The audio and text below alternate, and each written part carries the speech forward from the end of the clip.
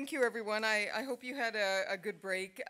We are going into the second panel discussion, and it is my great honor to introduce Virginie Bronsard, who is the Senior Director of Human Resources with CN Railway.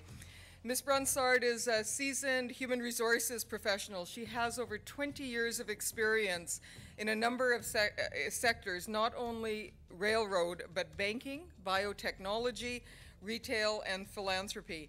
She has a proven and long-term track record in leading talent acquisition strategies and creating innovative approaches to people management.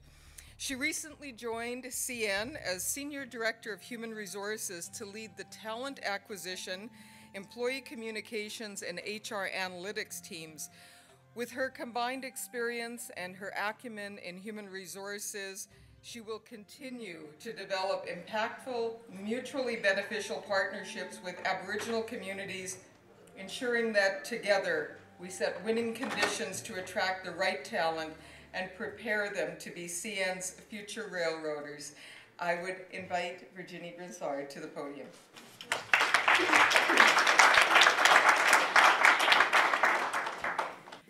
I'm very happy to be here today, and aside the fact that I do represent CN today, I stand in front of you as a woman with 20 years of experience, 2 kids, and having had my moments of vulnerability where I wondered, what's the next step for me?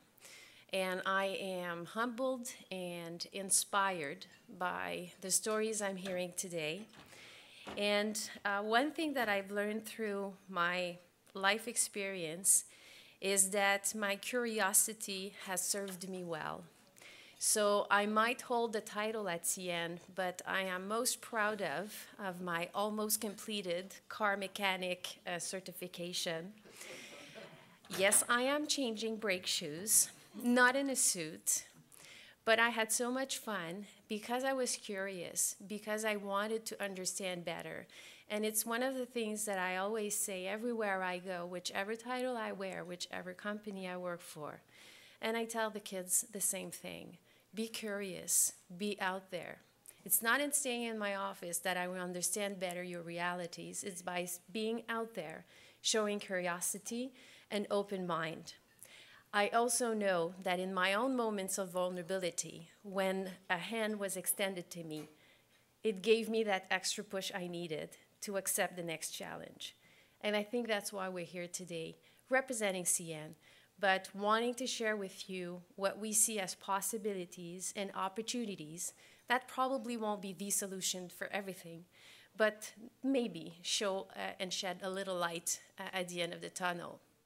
Many of you know CN. For those of you who don't know, we don't transport people, we transport merchandise everywhere. And I can tell you, a locomotive is quite impressive, and changing a brake shoe is quite interesting as well.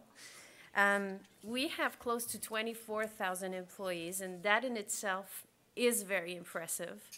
But what is most impressive is we've experienced as an organization something quite new, which is attracting new talent.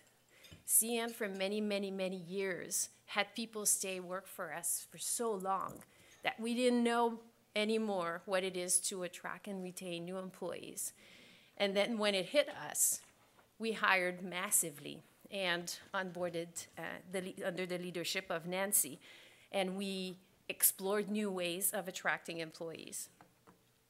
And about 20 years ago, we became a private company, and of course that brought its own challenges.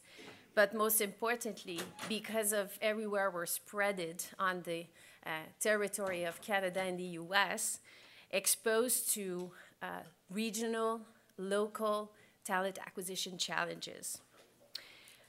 To look after some of our Aboriginal affairs, we do have a leadership team looking after that, but I thought it'd be interesting to mention that we do have about 155 First Nation communities in which we have activities. And when I say activities, is most of them are towards education. And I think we heard loud and clear this morning that offering opportunities to educate and career advancement opportunities are part of the solution.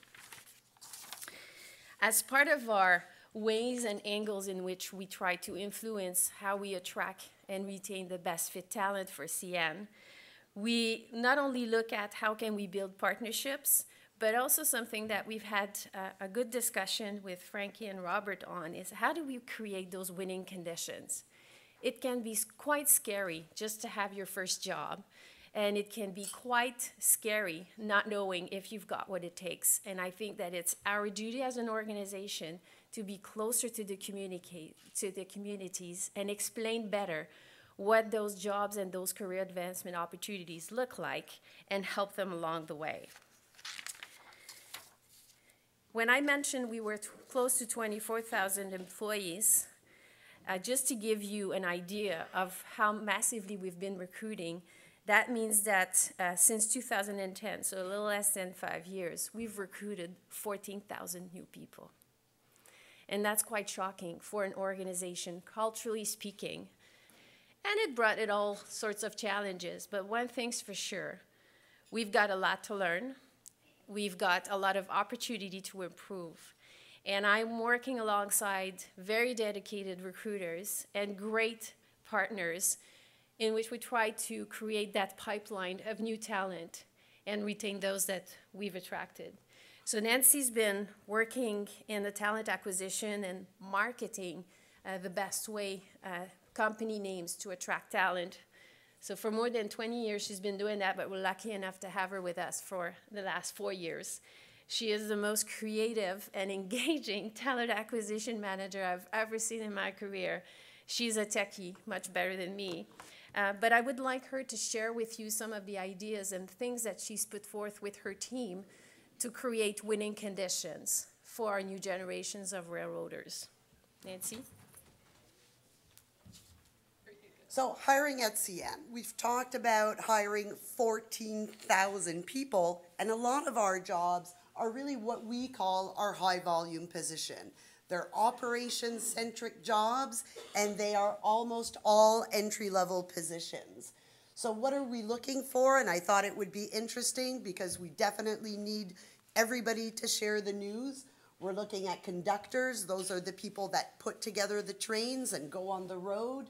The people that maintain both our tracks and all the material, our signals people, which are really critical, our laborers, equipment operators, our first line supervisors, and all different types of trades jobs make up about 80% of our unionized workforce.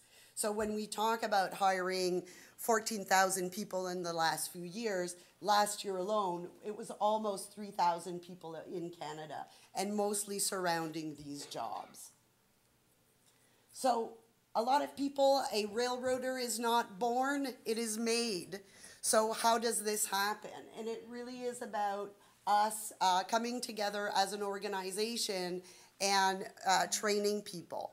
But when they come in the door, they need to be at least 18 years of age. They need to be able to work in Canada or the US. They need most of the time a valid driver's license. They need to be able to go in the US for our conductors who go across the different territories. And they also need to go through drug and alcohol testing for all these safety sensitive positions, and also a criminal background. Working conditions. A railroad operates 24/7, 365 days. That means whether you celebrate Christmas or New Year's or often your children's birthdays, it's really quite, it can be a difficult environment in which to integrate because we're always moving.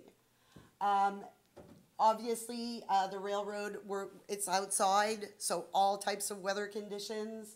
And some jobs do require shift work. And the conductor job, you're also on call within a 2-hour notice. So 80% of our jobs are unionized, and obviously collective agreements are in place. So very, very structured working conditions for all these types of positions.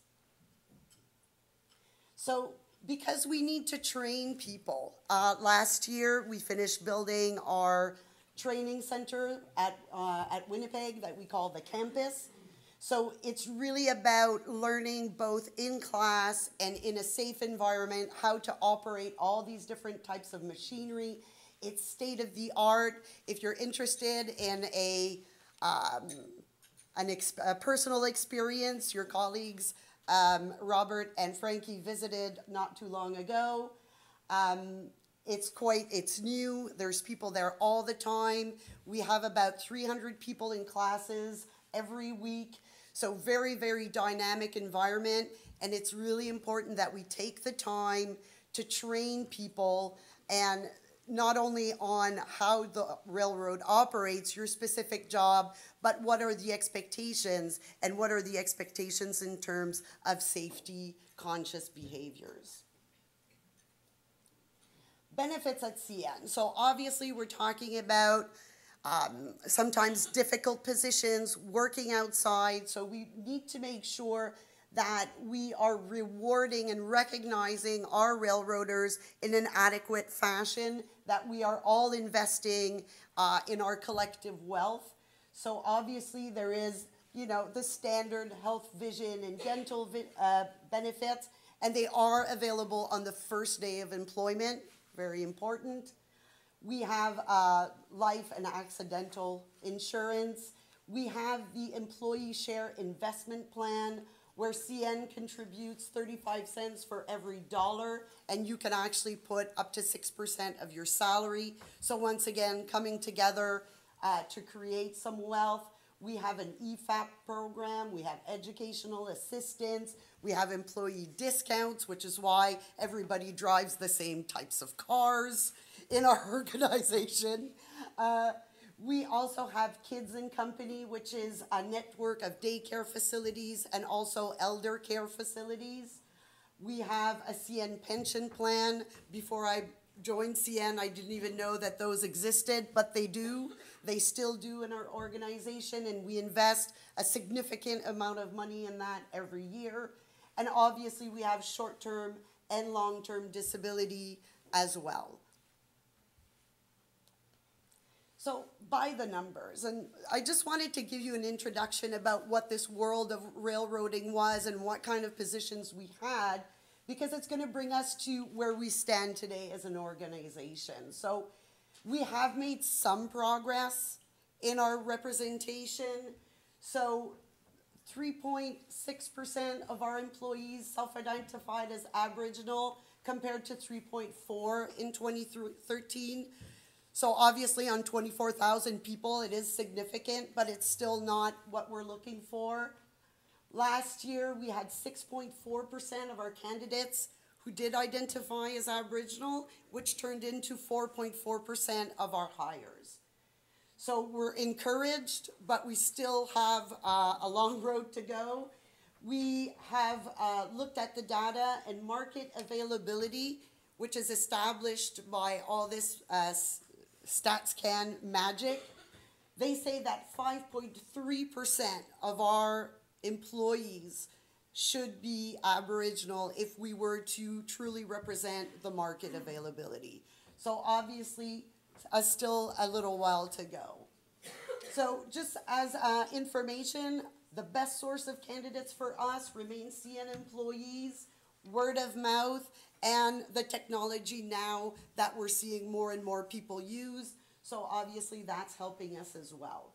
So we're really putting energy, effort in really trying to make sure that our workforce is truly representative of the communities in which we operate. So what have we done to date?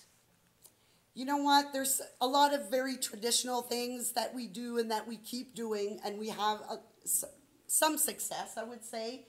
So we do have some partnerships established with different organizations. We do go to different communities and do presentations, so very basic stuff. We do systematic outreach strategies, so we distribute our jobs to at least 27 outreach partners, and through our job aggregator, we reach 100 different organizations across Canada. We also wanted to ensure that our first line supervisors, so the people who are out in the communities, are a little bit more culturally aware, and we've started training them and educating them about Aboriginal history and culture so that they could engage in a more effective and mutually beneficial manner. We also have a strong internship program, so every summer we have 3 Aboriginal students that come work for the police, public affairs, as well as our legal department, and we're starting our 3rd year in a row. And obviously we wanted to make sure that we were also recognizing our own employees, and we were able to celebrate Aboriginal Day at different terminals across our system. So we're going to go really quickly, but this is the most important part of our discussion today. And it's really about talking about challenges and opportunities. Challenges are really quite easy to identify. Opportunities a little bit less, and this is why we're here today, and we really are interested in hearing what you guys have to say about this. So obviously we have very specific criteria, whether it's a driver's license or pre-employment medicals, and that has been a challenge in some circumstances and some specific communities. So that has definitely been a challenge for us to date. So what we've done is we've revisited how we select employees for every category of employment in our high volume position. Reviewing our selection process means ensuring that when we talk about the opportunities and when employees go through or candidates go through the process, it is an experience that helps them know better what the position is all about. Some of the areas also we think we could improve is being more out there and explaining what a car mechanic do, which is something I can actually explain today. But it's about making it more available, because we name all these titles of positions to you, but what does it mean to you? There might be a lot of opportunities there for potential candidates in the communities. We're looking for people that want to work outside, people that are very skilled with their hands, people that are very resourceful. And we know that we're not tapping into very great pipelines of talents as we speak, and we want to be closer to the communities to explain what those jobs are and offer opportunities and possibilities to the Aboriginal community. We've also noticed that some of our Aboriginal candidates were perhaps less successful. I thought I talked loud enough. Were perhaps less successful in a more traditional behavioral interview session, oftentimes just because it's a lack of experience with big organizations. So we wanted to make sure we were putting that forward in terms of one of our challenges. Because we do interviews with the hiring managers, right? And for us, it was also about educating them to create an environment where going in an interview that would facilitate a dialogue that would be meaningful. All experiences matter. May they be professional or more personal. They make you who you are. And when you meet a candidate in an interview, the objective is to make sure that you get the dialogue going and you get to know as much as possible who is standing in front of you and do they have the predispositions or the requirements to do the job safely and to do the job in a way that will make them successful. One of our biggest challenges for our conductor position, which is one of the positions we hire the most for, so out of our 3,000 of last year, we're looking at about 1,500 people that need to go through an intensive 7-week classroom training. It is very difficult to do. It requires a lot of energy and time. And often we've seen if people hadn't been to school in a long time or were perhaps less comfortable in a classroom setting, it does present a significant challenge for us. Everywhere I worked, like I said in the beginning, when I learned the most was when I was out there. And being either in a buddy-buddy system or job shadowing, seeing what it looks like. And I know that when I went to the training center, I was so impressed. we know how big trains are, but we don't really know. And they're very complex. And when you have to ensure your own safety and understanding the job you have to do, there's nothing like putting your hands to the job, right?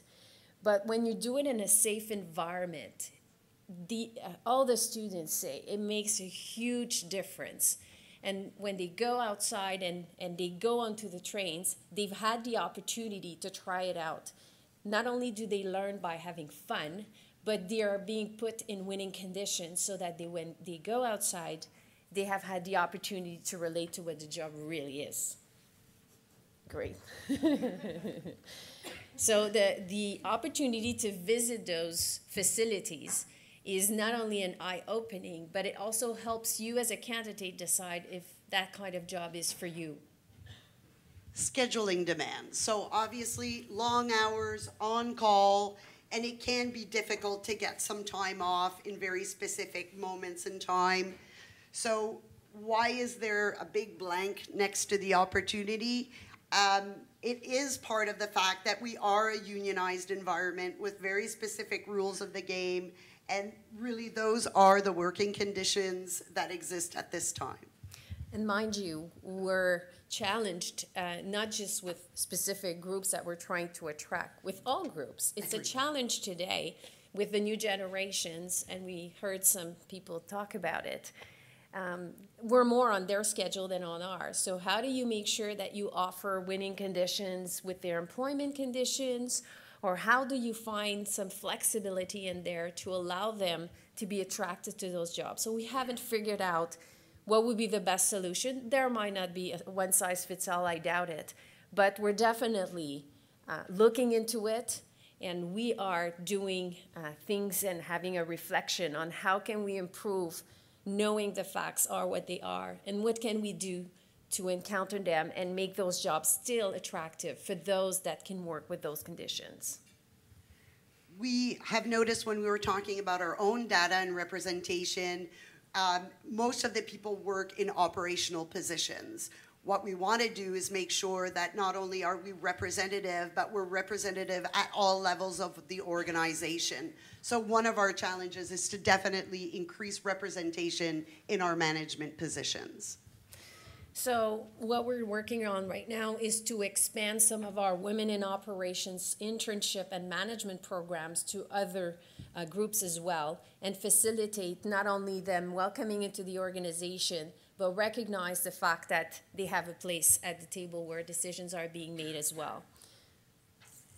And the last one, but not the least, so to develop one-on-one relationships with limited resources and time. As you didn't necessarily see the map at the beginning, but we are across Canada and really down to the US. It's a big territory, a lot of people, and obviously limited resources on our end. So how do we go about developing really strong one-on-one relationships with our limited resources?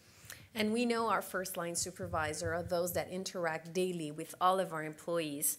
And I can tell you that 2015 is the year we focus on equipping them to have those meaningful conversations, and also to open their eyes to signs of disengagement or to signs of employees needing more of their support, more of their help.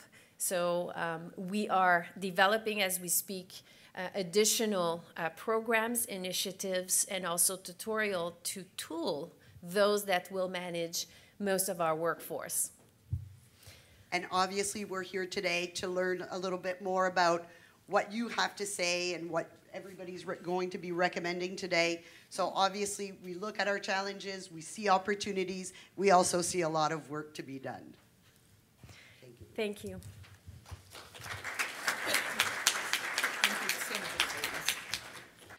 As National Aboriginal Program Executive, Mary Jane Loustel plays a leadership role in IBM Canada's Aboriginal Strategy. This is designed to advance Aboriginal participation in the technology sector by addressing 4 key areas of interest: employment, procurement and business development, community relations, and community investment.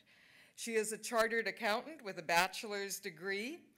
Ms. Loustel also holds a master's degree in Native Studies on the topic of entrepreneurship and economic development. She has worked in the post-secondary education sector, in finance, and in business service sectors, providing leadership in strategy, finance, and operational planning. She has served as a speaker and a facilitator in a variety of topical areas, including community and economic development, Aboriginal inclusion, governance, and accountability. Mary Jane Loustel.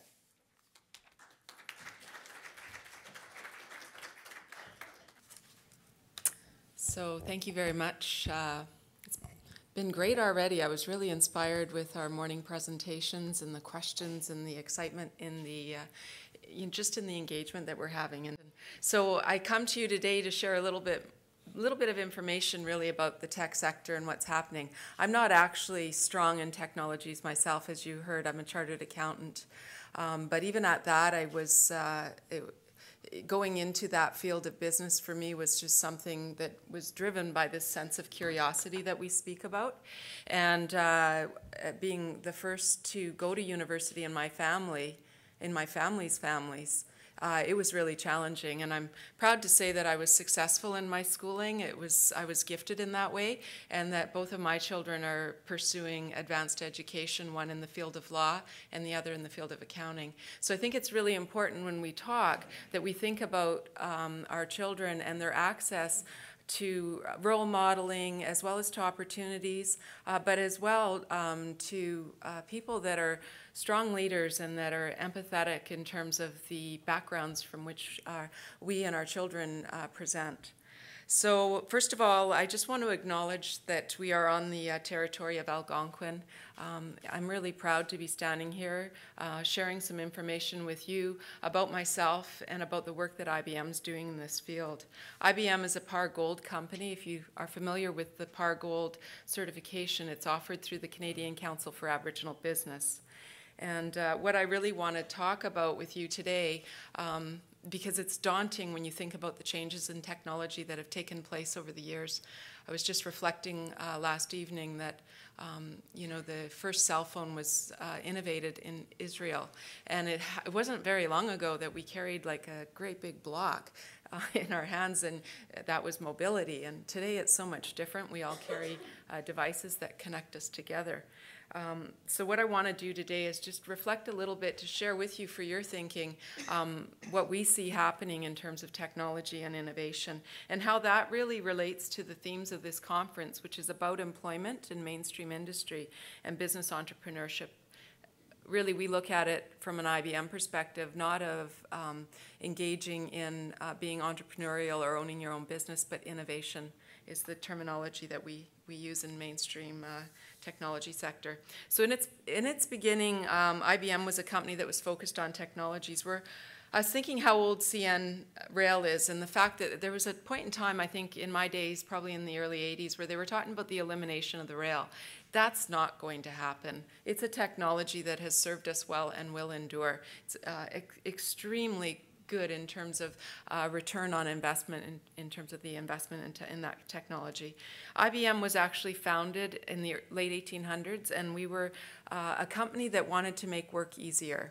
So we first started with meat cutting machines, weigh scales, time clocks, and we've come a long way from the very first computer in the 1950s, which was the size of a football field and was less powerful than your handheld devices today. For the most part, IBM is most remembered for being in the typewriter business. So I don't know if you remember the Selectric, but that was one of the first typewriters that really changed the way that IBM was engaging with its community. And I used that when I was in my first degree at the University of Manitoba, and I used a ton of whiteout.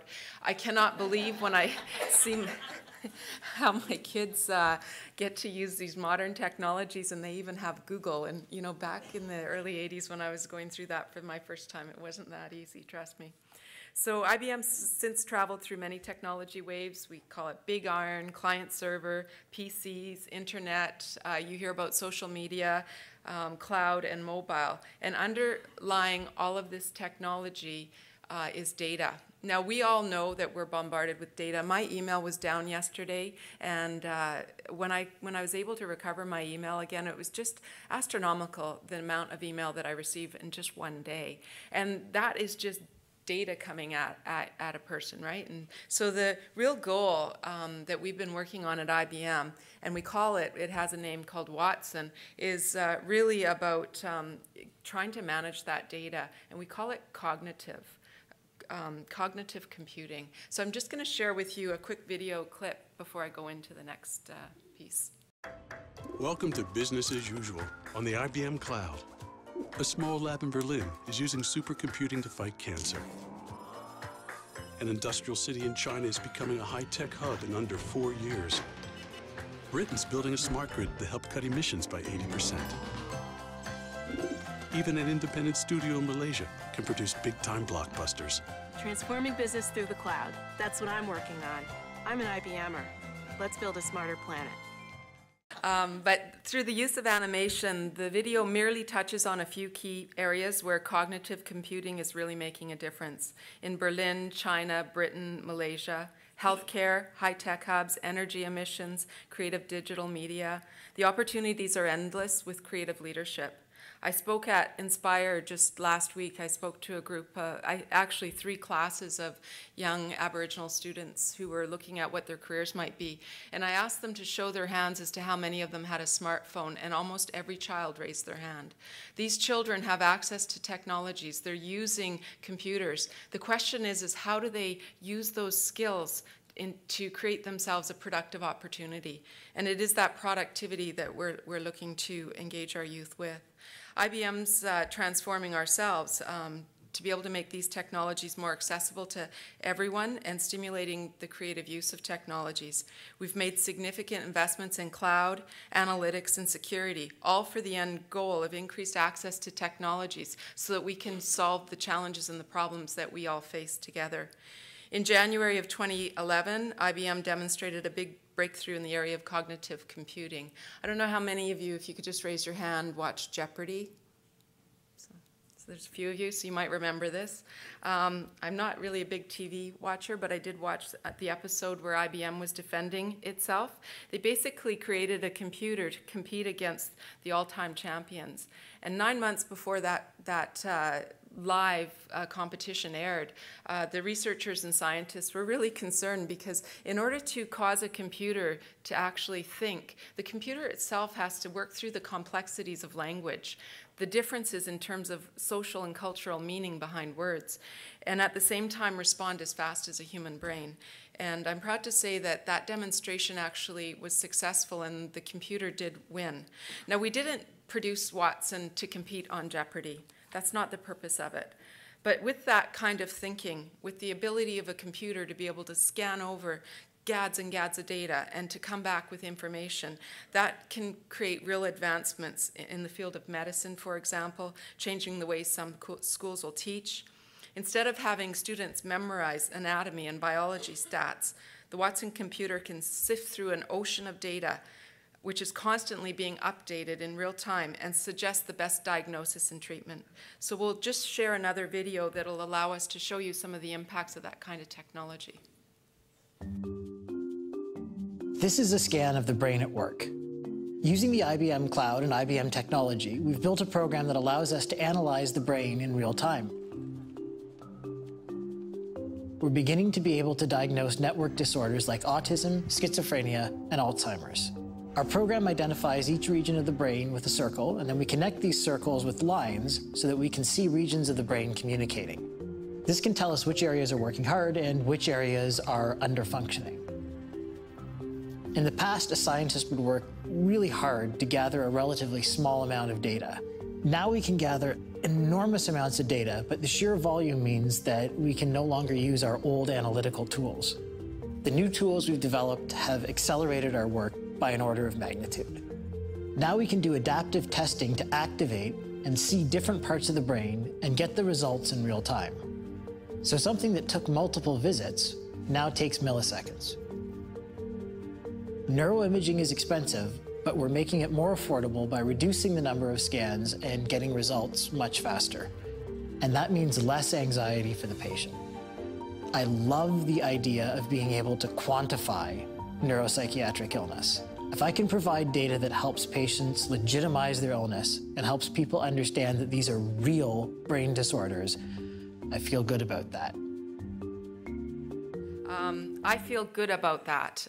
You know, that's the reason why we go to work. This is why we try to add to our communities so that we can feel good about the contributions and the legacies that we leave behind. Just last month, an international competition from the top schools around the world was held, and a team from the University of Toronto chose to apply Watson to the legal profession, compiling all family case law in the last 20 years in a large database and using the Watson engine to find the most relevant cases. Think of the ramifications. This disrupts the field of law, allowing small firms to compete with very large firms to prepare for cases, all very much faster with the help of Watson. And think about the potential then that it could have to our peoples in the area of history, in the area of laws, and in the area of case study as it relates to our ancestry here in Canada, First Nation, Métis, and Inuit. There is so much in the archives that could be analyzed to be able to allow us to defend our cases and to present our interests as it relates to the land. Think of the many other fields where this kind of technology can be applied.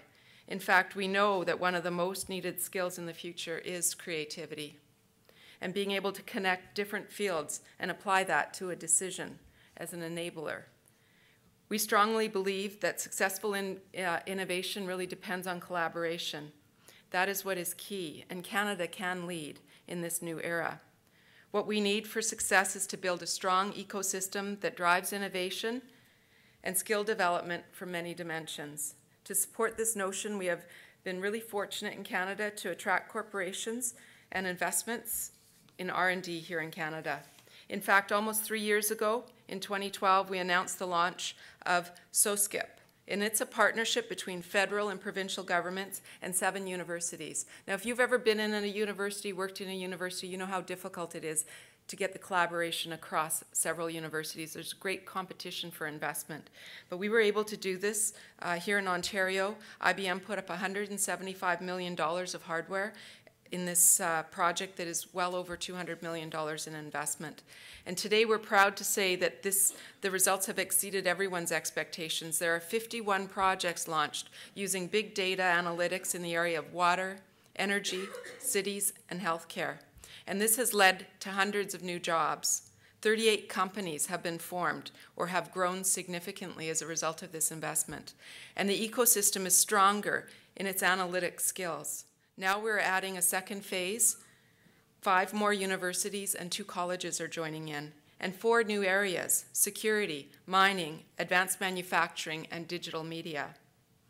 In addition, we've replicated this with 7 universities in Nova Scotia on the analytics curriculum for their students. Memorial University in Newfoundland, University of Victoria, and University of Sherbrooke are all participating.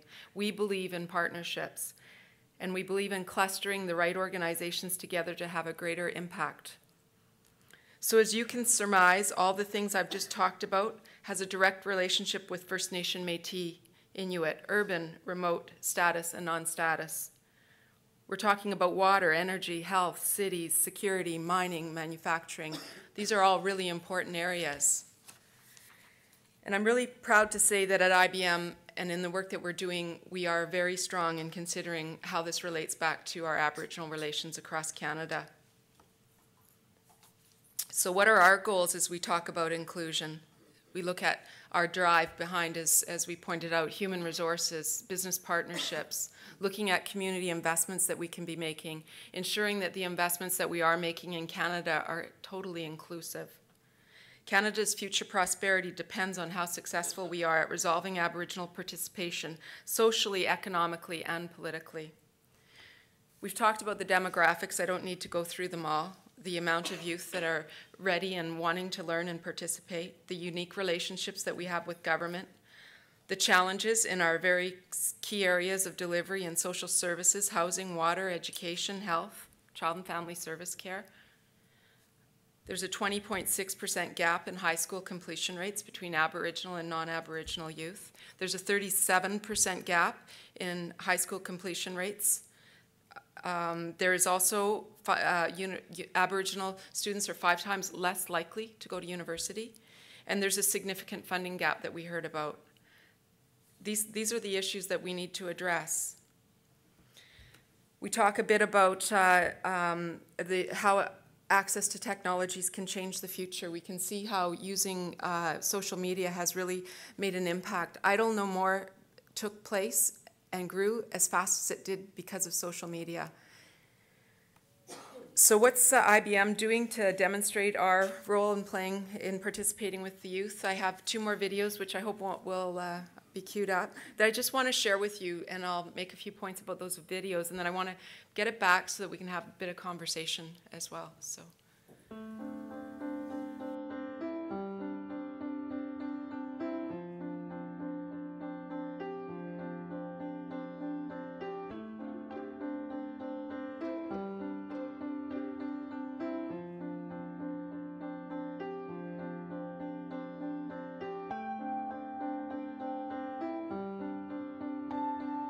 I'm Jack White. I'm with IBM. I'm a project manager with IBM, and I'm secretary of the Aboriginal Peoples Network Group within IBM. I have an opportunity to reach out to the various Aboriginal communities. So IBM and APTN got together and said, why don't we do a technology camp for the schools, the Aboriginal schools, the Mi'kmaq schools in the neighborhood.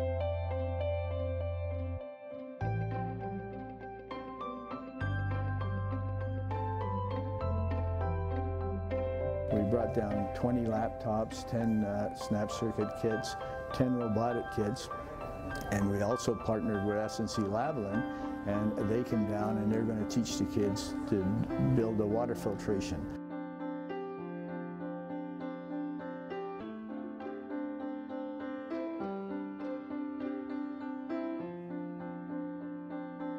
So my name is Christine Grace, and I'm an environmental engineer from SNC-Lavalin. And SNC-Lavalin is an engineering and construction company. And we've partnered with IBM for the past couple of years to produce the Ignite workshop. And we're here to try to inspire and encourage these kids to pursue science and technology and engineering careers. It's going to be very important for these students to get involved in these types of fields when they get older, to really add to the job market in the future and coming years. I'm Bob Crane. I'm the numeracy consultant for Mi'kmaq Getting the Mountain Way. And I got a call about 3 weeks ago that this was going on in Indian Brook, and I saw it as a great opportunity because my position is to make math engaging and wanting students to get involved with it. Making mathematics something that children love and enjoy and not fear is very important.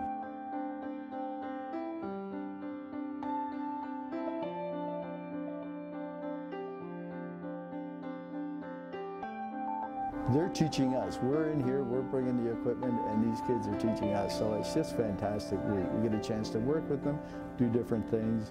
I'm really excited to be here. To me, it was an opportunity that couldn't be missed.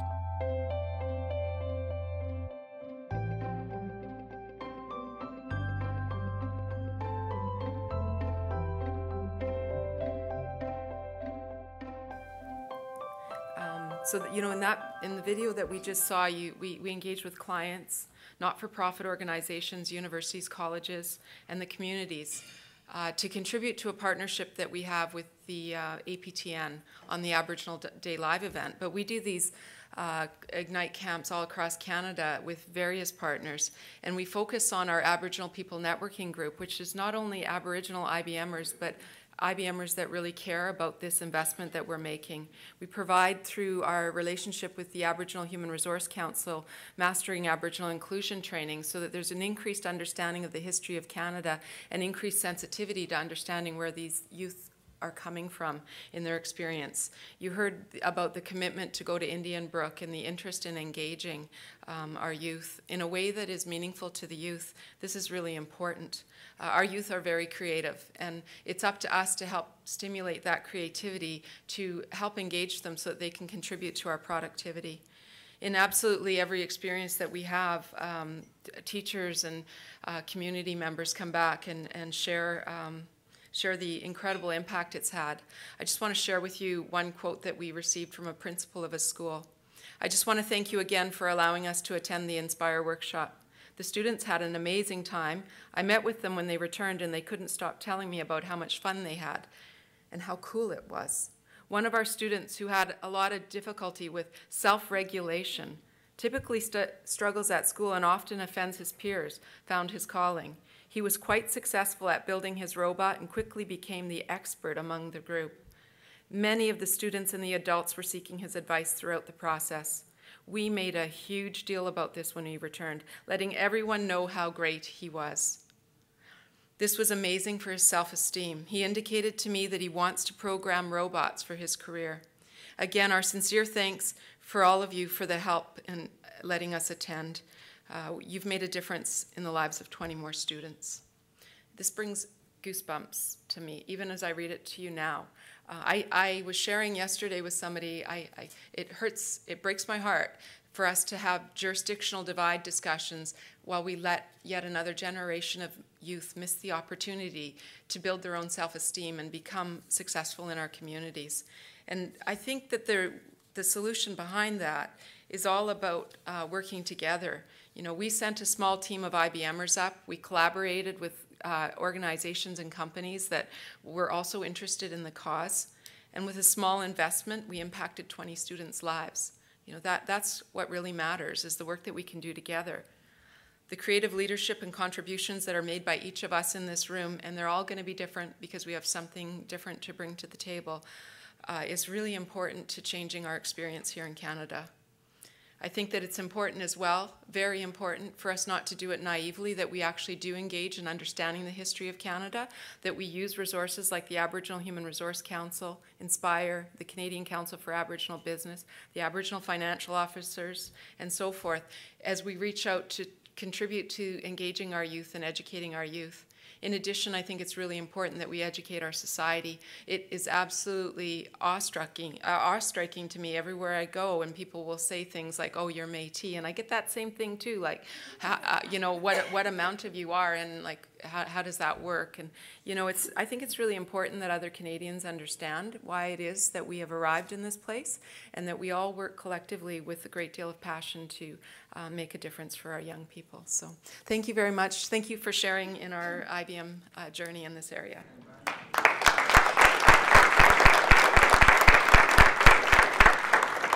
Thank you, Mary Jane.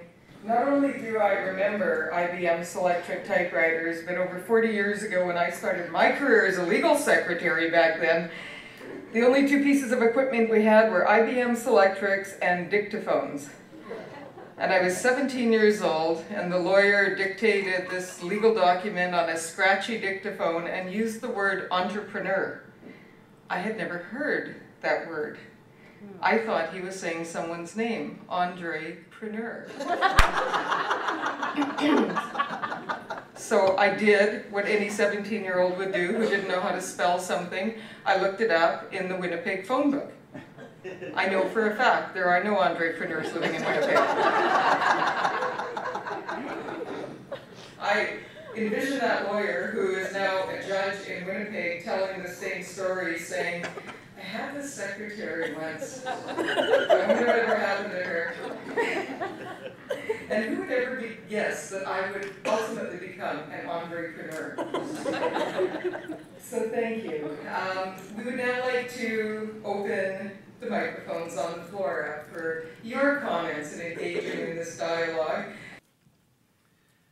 Mary Jane, my question is not for you, but I do want to thank you for all the good work you and IBM do in the community, so congratulations.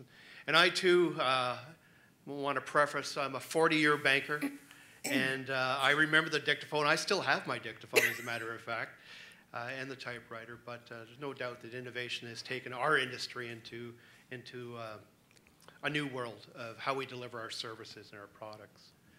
And just on the side, if either one of your children are interested in a career in finance, I'd be happy to be that conduit. The ladies from CN, really impressed with your numbers. When I look at 3.6% in 2014, it does stand out to me. I know at RBC Financial Group, we are struggling not to attract people into the industry, but to retain them. And when I look at your success there, I'm curious as to how you can attribute that success. How are you doing such a good job in retaining those employees? And the second question is, how many of your numbers are in senior management positions?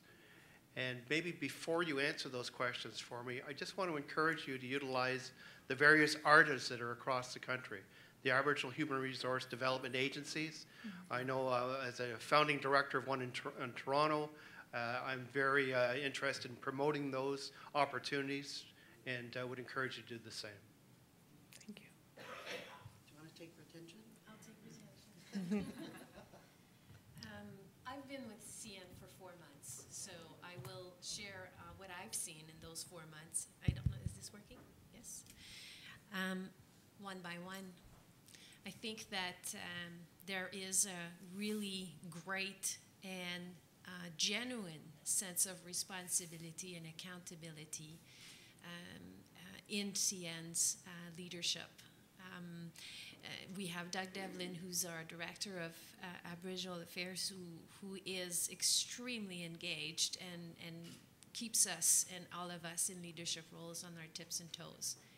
But I think where we have the most true impact is the work we do with our first line supervisor. We often refer to them as our FLS, but they are the people interacting with where so far we've been the most successful in attracting Aboriginal people to work with us.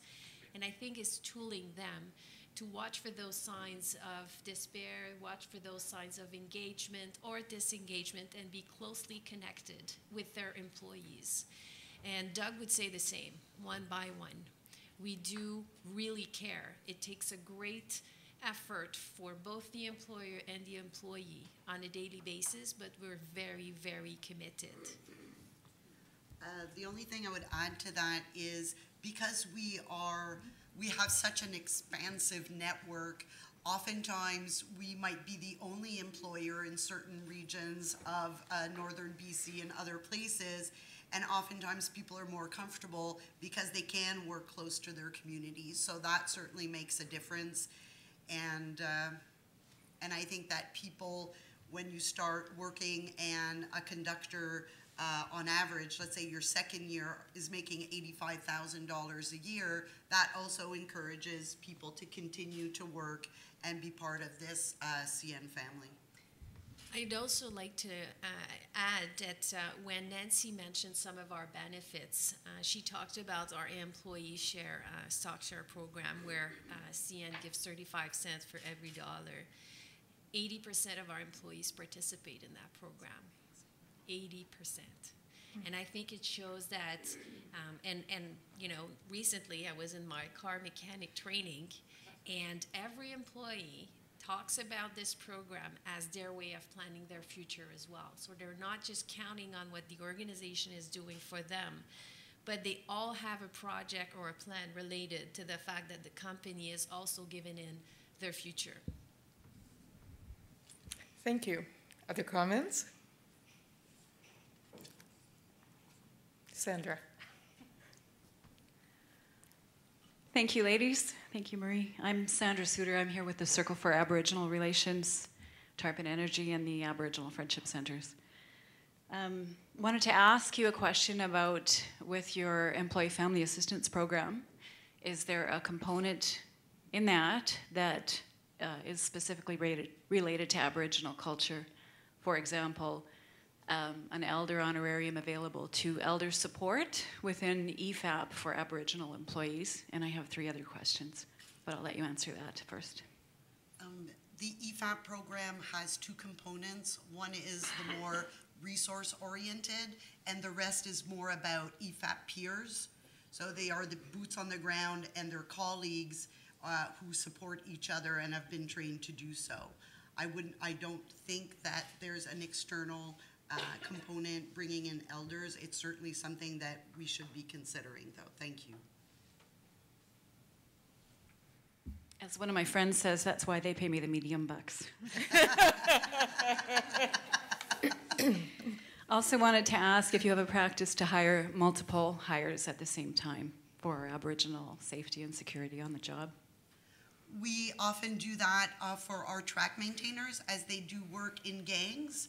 And so there's a group of people that roam around, and they're often based in northern locations. It has happened that we have hired a group of individuals from one family or extended family.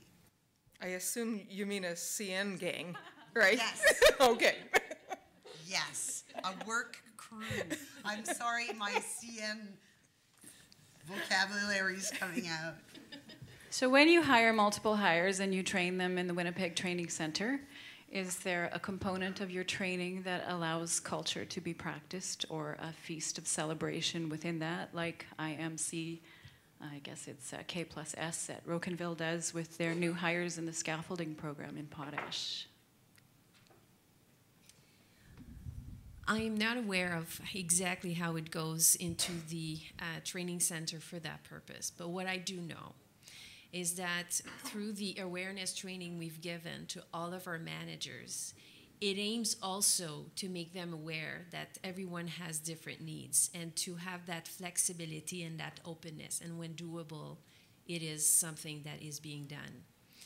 What I also do know is that with regards to our training and facilities, that's one part, but we're also exploring the fact of going into the communities and explaining what are all the components of those jobs and engaging in a dialogue that would educate us even more on what their needs are, because it's not about us, it's about them. And that's why we're here today. It's not about us, it's about you and the talent pipeline that we're trying to attract and create the best winning conditions. And you have one more, Sandra? Yeah, I actually have two more, sorry, Marie. You said 3 more questions. Well, that's actually 4. No, go ahead. You may have gathered that these are leading questions, and I hope you're taking notes. So I wanted to ask you, when you referenced the person who makes $85K a year or has the ability to make $85K a year, who was probably making $250 a year on welfare before they obtained a position, do you have sponsored financial literacy programs that you deliver for those employees who are new to income earning at a high level? Not at this time. It was actually part of 2 of the projects that we were working on for pre-employment training. So we were working with 2 different groups, and that was part, before they even applied to the position, they were going through this, and that was definitely one of the most critical portions of it. It's kind of like how to build the bridge between where you are and where you want to go. So we've done it twice to date with different partners. One was actually quite successful, the other one a little bit less, and we kind of haven't figured out what the issues were, what made it successful versus not. So we're still exploring those opportunities as well. Excellent answers. And the last one is for you, MJ. Oh, wow. It's a question about the brain scan business and the effects of residential school on the brains of our Aboriginal people and intergenerational trauma. And if there's a potential or an idea around being able to identify that through the brain scans and maybe even tie that into the EFAP programs. Thank you. And the answer is yes, yes, and yes. Yes. Thank you. Wonderful. Great questions. Yeah, that's a great question. And, you know, I think that it's unlimited. That's one area of work that we can do. And, you know, I've been thinking a lot about this whole concept of residential schools as well. And unfortunately, the trauma goes back well before the residential schools. And so we're really looking at wellness. And I have come across with the University of Toronto some fairly significant supporters and advocates of Aboriginal health, and they're creating an institute there that's specifically focused on that. So I'm hoping that through the work that we do, that we will see greater collaboration. The other is working with the mental health organizations to take a look at wellness as well, and to look at specific issues of post-traumatic stress, anxiety, depression, that are really the results of some of the personal experiences. You know, we talked earlier about what kind of home environment people come from, and you don't always, and you can't blame the home or the parenting. You don't always you can't always control what happens in your experience, but you can control what you do with it. And so by responding with some of those programming solutions, I think it'll work. And that particular use of the Watson technology is just one example of how it could be used. So whether it be a brain scan or just simple analytics and review and rebuilding really of our histories and our stories, that can also have a tremendous impact on positive affirmations. So thank you. Kelly. It's important to use your brains. I can remember, it was a phrase growing up. People would say, use your brains. Did you remember, you know, the older folks would remember this. And I remember saying to my native grandfather, I said, Pete, I got one of these education degrees. Oh, that's a good thing. Because when you don't have that, you have to use your brains. I have a question. I want to shift it from Aboriginal folks to the managers inside companies. So to both ladies and to MJ. MJ, IBM is a member of our leadership circle, and you're a former board member of our council. And I know that we're doing some management training. And I want to get both you, I'm sorry, your first name again, lady from CN? Nancy. Nancy. I want you to talk about the organizational culture, workplace culture at CN, and the knowledge level amongst managers generally about Indigenous issues. And secondly, about what are the managers' competencies and confidence levels in working on your Aboriginal strategies? How has that changed? How are we addressing that? And these are primarily non-Aboriginal people that need support to work on Aboriginal strategies. So it's sort of a two-part question. What are the knowledge levels? How are they improving? What can we do to help? And secondly, what are their management competencies and confidence levels? And then MJ, if you could speak to the same type of thing, but in terms of IBM and how you're approaching that with some management training that we're doing with you. Thank you.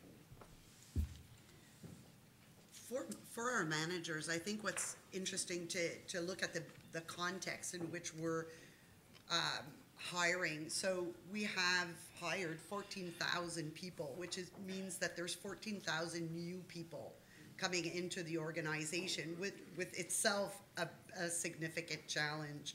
We used to have almost all baby boomers. Now we're kind of that barbell of, you know, the baby boomers and the new people. We have people from everywhere coming in, and I think that we all are kind of getting together and saying, what do we need to learn more? I think that depending on which area in which you operate, you might be a little bit more aware of the Aboriginal communities around you. I would say that the level of understanding is not what it needs to be, hence the energy and effort in really getting at least all of our first line supervisors, and especially the ones in engineering who are out there in the communities, to be knowledgeable so that they be respectful and that they understand what they need to do to kind of create that mutually beneficial relationship, if you will. So not where it needs to be, but significant efforts being put into this, especially this year. I would also add that our awareness training has had a great in-depth impact on our managers in helping them understanding and equipping them with a context in which we work.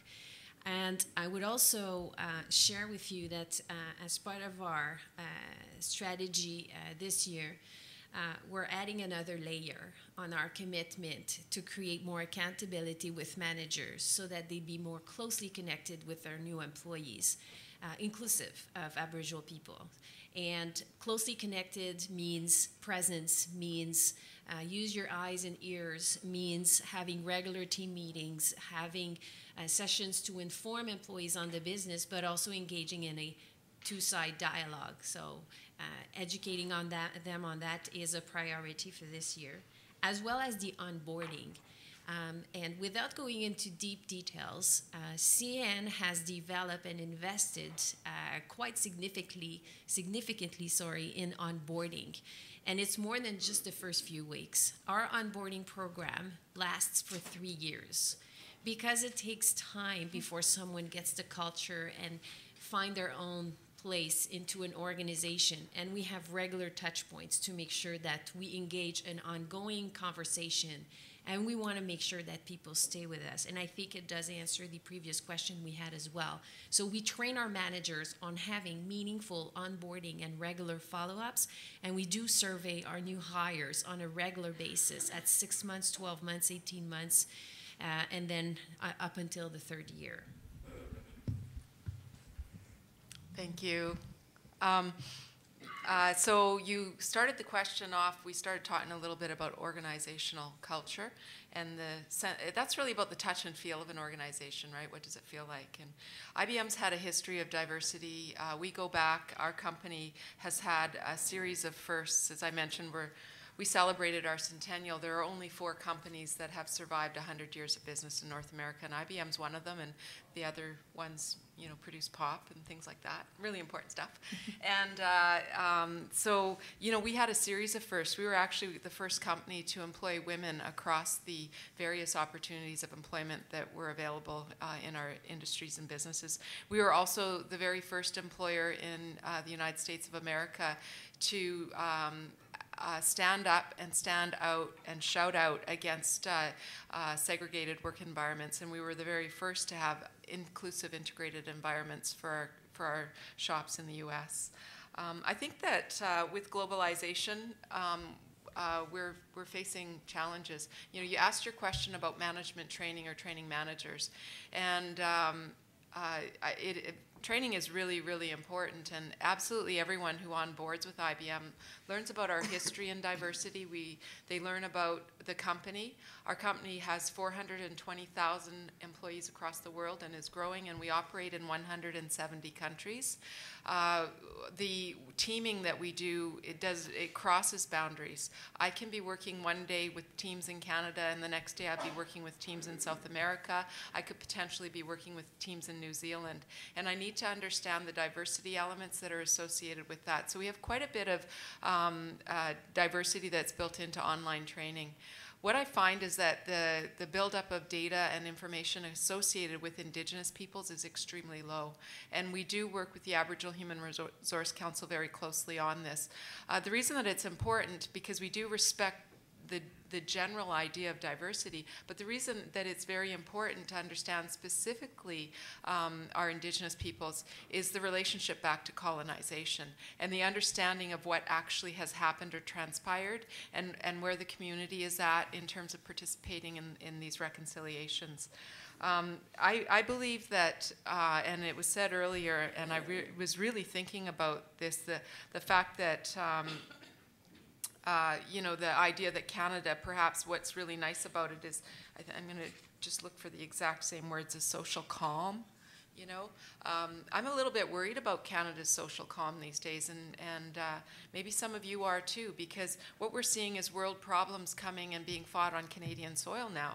Concern about anti-terrorism, and even challenges as to whether or not women should be wearing culturally sensitive clothing. And if you actually want to stand up and become a Canadian citizen, there's some talk that you should have to remove your cultural robes. And I have a bit of concern about that, so that when women are walking perhaps on the streets in a large urban center, that some people don't discriminate against them and perhaps accuse them of not being Canadian, when truly they are. And so I think that I'm better understanding Aboriginal ways to healing and Aboriginal ways of treating one another is absolutely profound in these parts. We talk about the Truth and Reconciliation Commission. Reconciliation takes time. And when I've gone back, and as you heard, I did a study, my master's degree in entrepreneurship, my real focus was on Aboriginal entrepreneurs and their value systems, because this is about being human with one another. It shouldn't be something you have to train somebody to learn how to behave. It's about becoming more selfless as we're working with one another and understanding one another. And I would argue that that's the same approach that we need to take in engaging youth within our school system, so that we're much more understanding of the point in which they approach for their education, and that we're much more responsive in that. So thank you, Kelly, for the question and for the good work that you do as well. Thank you. We have 2 minutes left before lunch, and I do have one question.